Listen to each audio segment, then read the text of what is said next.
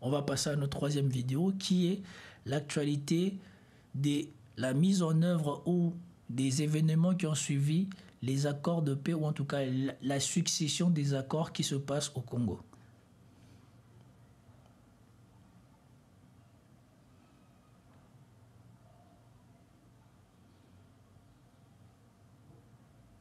Donc c'est pour ça que la signature dans l'est de la RDC, des affrontements ont été signalés depuis la signature de la déclaration de principe avec les rebelles de la FC M23 et il va falloir attendre au plus tard le 18 août prochain pour qu'un accord global de paix soit signé. On fait le point avec Jean-Luc Eguezier et Emmanuel Marty.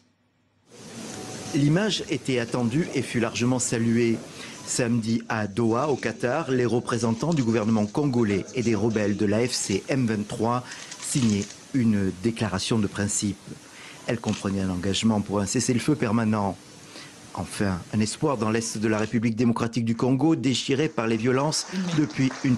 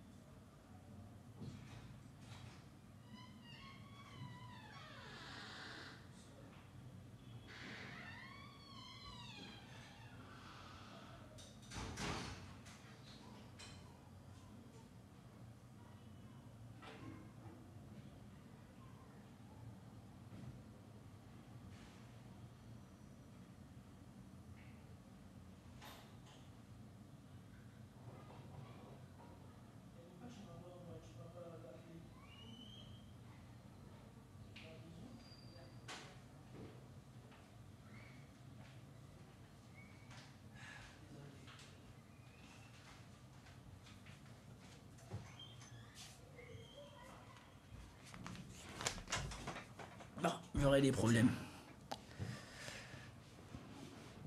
Ok. Trentaine d'années, et particulièrement depuis 2021, quand le groupe armé M23 a repris ses actions. C'est un pas important, c'est un pas avec des engagements clairs pour la République démocratique du Congo, mais des engagements aussi très clairs pour le M23. Voilà, vous attendez les déclarations? Des engagements étaient clairs pour le Congo et des engagements étaient clairs pour le M23. Mais rapidement, le doute s'installe. Le chef de la délégation M23 précise clairement que son groupe n'a pas l'intention de se retirer pour le moment. Et surtout, depuis 3 jours, les combats ont continué entre groupes Ouazalendo, soutien du gouvernement, et le M23. Ils ont touché le Sud Kivu, dans le territoire de Walungu, au sud-ouest de Bukavu, mais aussi le Nord Kivu. Ici, les accrochages ont eu lieu autour de Pinga, dans le territoire de Walikale. Des affrontements ont été également signalés dans le Massissi et le territoire de Rutshuru. Il faut dire que dans la déclaration de Doha, les signataires se sont donné du temps. Ainsi, ce n'est qu'au plus tard, le 29 juillet, que les dispositions de cette déclaration doivent être mises en œuvre. Les négociations pour un accord de paix doivent commencer au plus tard le 8 août, accord de paix qui doit être signé au plus tard le 18 août. Et de cette situation dans l'est de la RDC, on continue à en parler avec le vice-premier ministre congolais et ministre de l'Intérieur, Jacquemain Chabani. Bonsoir, monsieur le ministre. Vous étiez donc présent aux négociations de Doha. Or, 2 jours seulement après, les armes ne se sont pas tues. Est-ce un aveu d'échec? Bon, ici, ça va figer. Mais, sincèrement, je ne sais pas, à chaque fois, même quand tu veux pas, quand tu attends les réactions des gens du moment du gouvernement congolais, c'est toujours bizarre. Monsieur le ministre, vous m'entendez? maintenant je vous entends très bien. Bonsoir. Bonsoir, monsieur le ministre. Alors, ce que je disais, c'est que vous étiez donc présent aux négociations de Doha. Or, 2 jours seulement après, on l'a vu, on l'a entendu, les armes ne se sont pas tues. Est-ce pour vous un aveu d'échec? Non, ce n'est pas un aveu d'échec parce que nous sommes conscients que construire la paix n'est pas une chose aisée. Effectivement, faire la guerre, c'est quelque chose de très facile ou facile à faire. Là, c'est ce genre de moment qui m'énerve. tu peux dire que voilà, pour l'instant, nous sommes dans un processus qui est difficile et que chaque camp doit faire des efforts, mais dire que faire la guerre est quelque chose de facile à faire. Donc quelque chose de facile à faire, c'est ce que vous avez refusé de faire pendant 7 ans. Est-ce cela que nous devons comprendre? Puisque de toute manière, la paix, c'est censé aboutir à la fin de la guerre. Et quand il a fallu faire la guerre, le président qui avait promis la guerre, il n'a même pas déclaré la guerre. Il s'est déclaré incapable de déclarer la guerre. Et maintenant, tu viens de dire que c'est pourquoi il s'est déclaré incapable était quelque chose de facile à faire. Donc c'est pour ça que la République démocratique du Congo s'engage dans ce processus de paix avec toute responsabilité. Elle est consciente des difficultés et de l'enjeu. Le plus important pour nous, c'est le bien-être de nos populations. Et c'est ce qui fait que nous... Là, on est d'accord. Le plus important, c'est le bien-être des populations. Et s'il y a une seule chose de positive qu'on peut retirer à tout cette supercherie diplomatique qui est mise en place, c'est, espérons-les, un peu de quiétude pour les populations de cette zone-là, de l'Est du Congo. Qu'ils puissent connaître au moins quelques mois, une année, je ne sais pas combien d'années, où ils peuvent vivre sans subir les exactions ou sans être sujets à l'arbitraire comme c'est là en ce moment. Nous avons consenti à cette phase ici de signer un accord de principe qui a aussi pour valeur de réaffirmer l'engagement des partis. Mais pourquoi mener ce processus en plusieurs étapes, une déclaration de principe le 19 juillet, attendre un mois pour un accord de paix global? Pourquoi ne pas signer tout de suite cet accord de paix global? C'est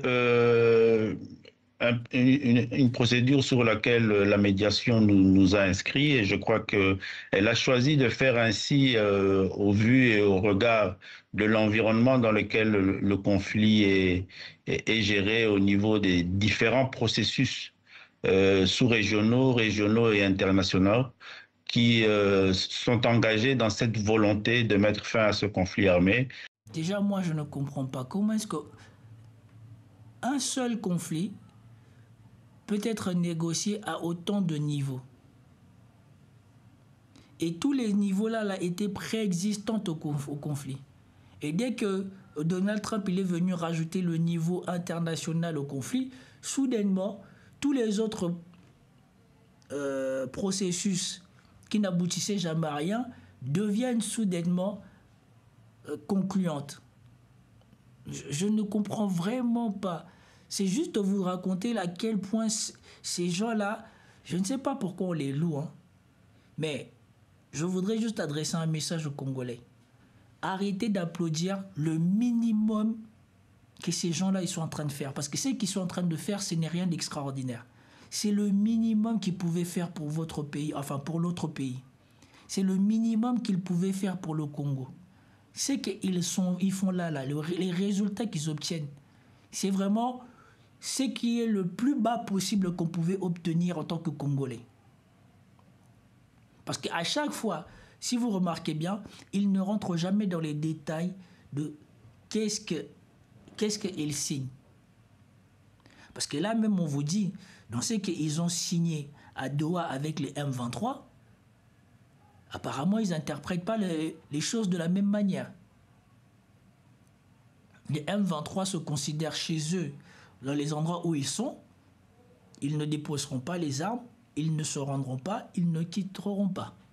Donc le rétablissement, soi-disant, de la souveraineté du Congo, où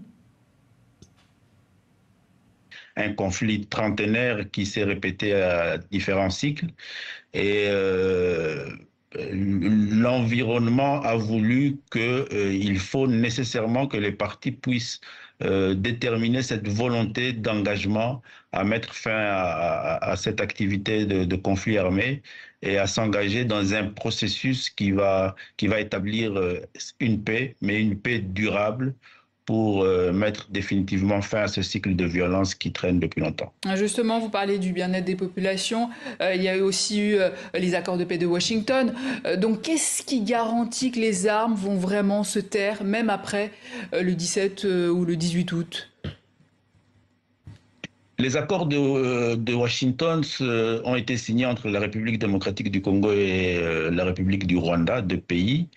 Elles ont l'avantage d'impliquer de la façon la plus fondamentale la responsabilité dans ce conflit sous-régional qui sévit principalement sur le territoire de la République démocratique du Congo.